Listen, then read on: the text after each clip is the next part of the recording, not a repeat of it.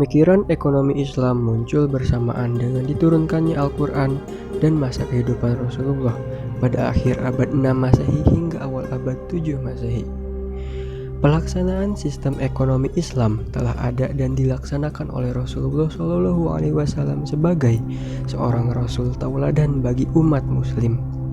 Bahkan, bangsa Arab telah terkenal sebagai bangsa pedagang sebelum periode Rasulullah SAW.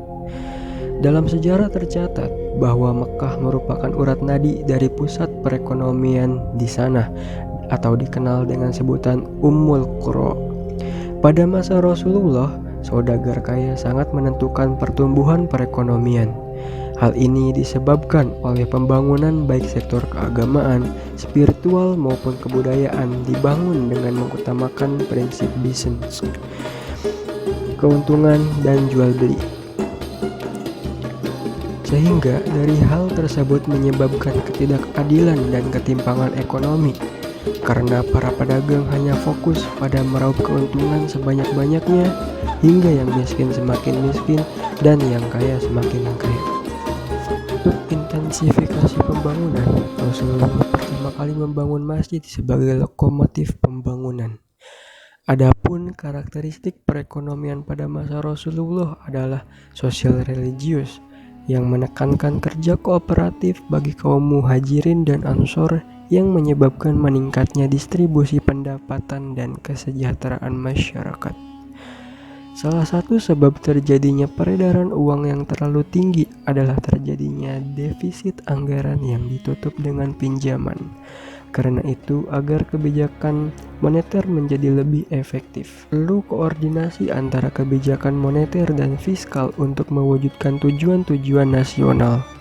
Pada awal pemerintahan Islam di masa Rasulullah jarang terjadi defisit dan Baitul Mal merupakan lembaga yang diberikan wewenang dalam mengatur pengelolaan moneter. Rasulullah memperkenalkan konsep baru di bidang keuangan negara pada abad ke-7, yakni semua hasil pengumpulan negara harus dikumpulkan terlebih dahulu dan kemudian dibelanjakan sesuai dengan kebutuhan negara.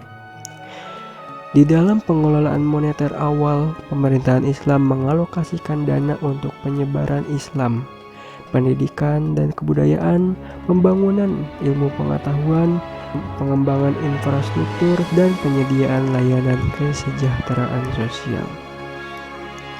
Selain itu, pada masa Rasulullah juga diberlakukan kebijakan fiskal. Pada zaman Rasulullah SAW, sisi penerimaan APBN terdiri atas pajak tanah atau kharaj, zakat, khums atau pajak 1/5, jizyah atau sejenis pajak atas badan orang non-muslim, dan penerimaan lain-lain seperti kafarah atau denda. Pengeluaran terdiri dari kepentingan pendidikan dan kebudayaan, dakwah, ilmu pengetahuan dan teknologi, kesejahteraan sosial, hankam, dan belanja pegawai. Secara ekonomi makro, hal ini akan menciptakan built-in stability. Ia akan menstabilkan harga dan menekan inflasi ketika permintaan agregat lebih besar daripada penawaran agregat.